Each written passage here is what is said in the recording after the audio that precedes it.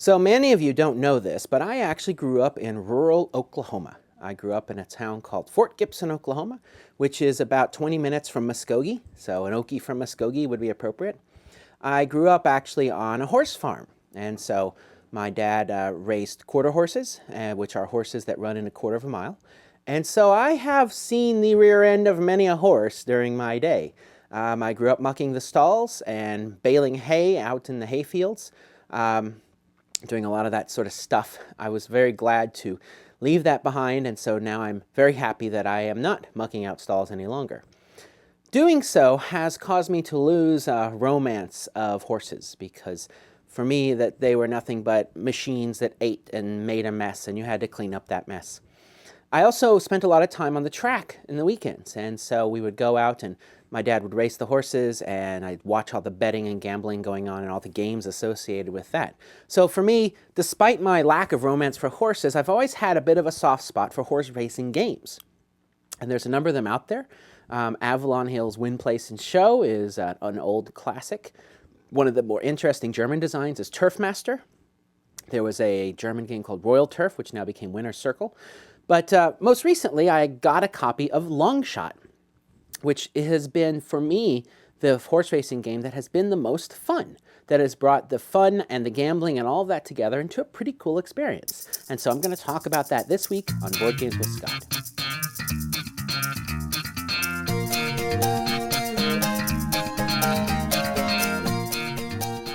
Hi there, welcome to Board Games with Scott. This is a regular video series where I take a game and explain it and briefly review it.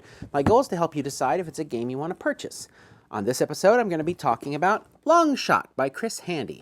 Longshot is a horse racing game, and there's been a number of horse racing games out there. Winner's Circle is one of the more recent light party games. But I've found that I really enjoy this game. I've played it a few times. It plays between 3 and 8 people. It plays big groups quite well. It plays different ages of groups because it's a pretty basic game to play. Yet you're engaged in the game and engaged in the horses in a way that I haven't seen in other games. So I don't want to get too much into it without showing you what's going on, so let's just get right into the rules.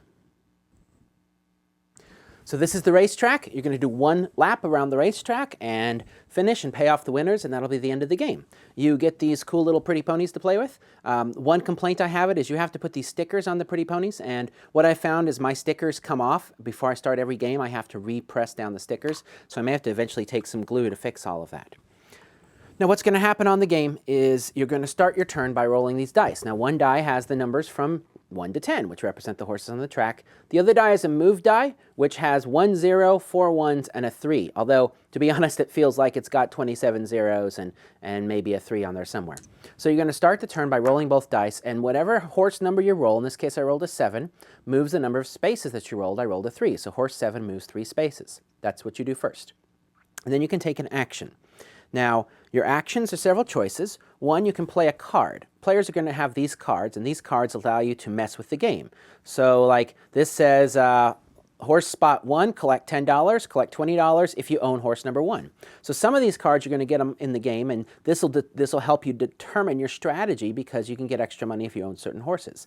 Other cards allow you to move horses forward, to move horses back. Here's a roll of quarters, get $10. And so that's the kind of stuff you're going to see here. So you can play one of these cards.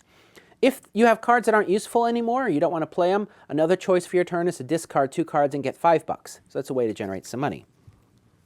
Other things you can do is you can buy a horse. So each horse is represented by a card. Now these are all available at the start of the game. No one starts with any horses, but everyone starts with $25. The horses range in cost from 10 to 20 based upon how good they are. So you'll have the money to buy 1 or 2 horses, and then later on in the round you can buy more horses if you get the money. Once one buys a horse, then they own that horse for the rest of that game.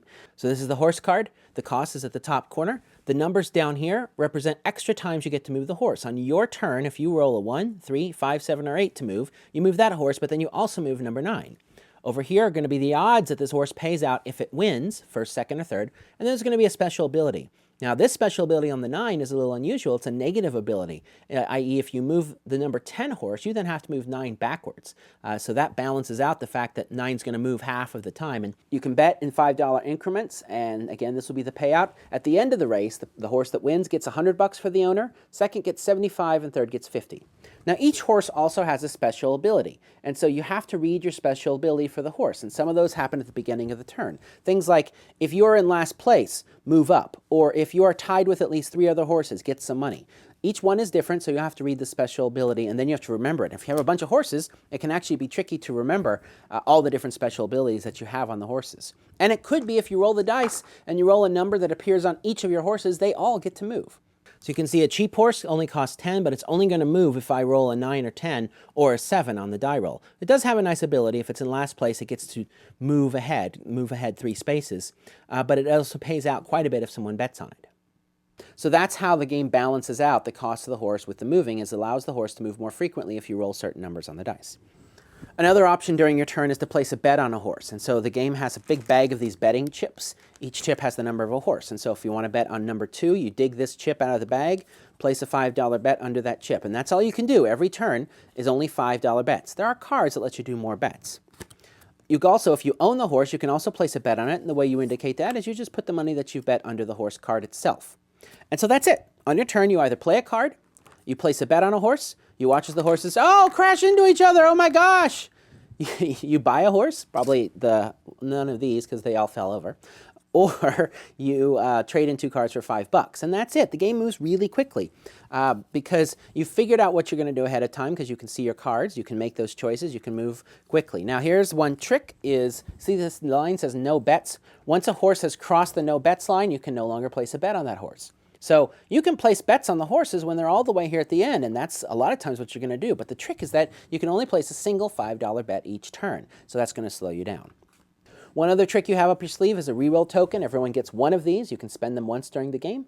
When you play the Reweld Token, you get to force the person who rolled the dice, which could be you, to reroll one of the 2 dice. So let's say that you landed on the 3 move, but you didn't want this horse to move 3. You could play the reroll hoping that this would come up with your horse.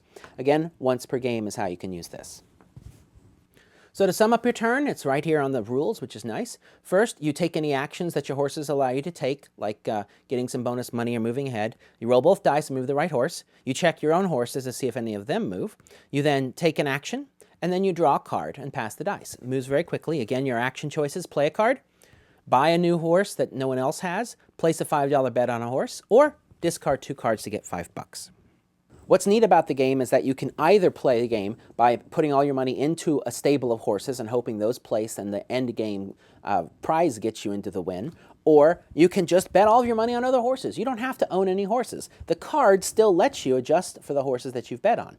And so you can bet on a few horses and play all your cards to help those, or you can spread your money around hoping that your bets on a lot of different things will beat out other people who bet big and lost.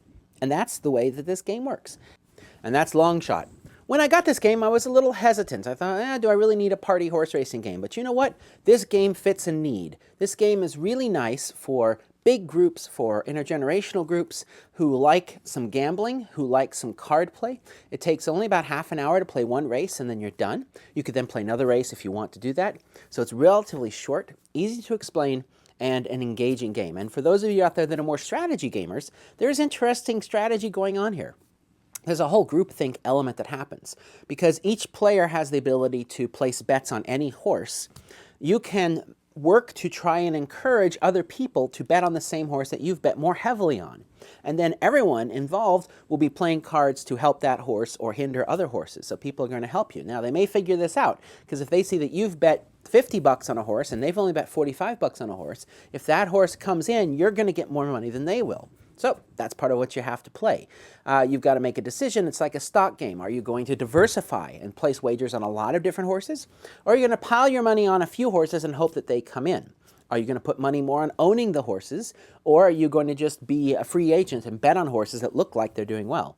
I like the decisions in this game. I found it had enough of a strategy element to keep me engaged, but also had that party social element, so you could not worry about the strategy element at all and just play betting on the ponies. For me, Long Shot is a winner, and I'm going to be adding it to my collection. I'm pulling it out on a regular basis for a fun party light strategy game.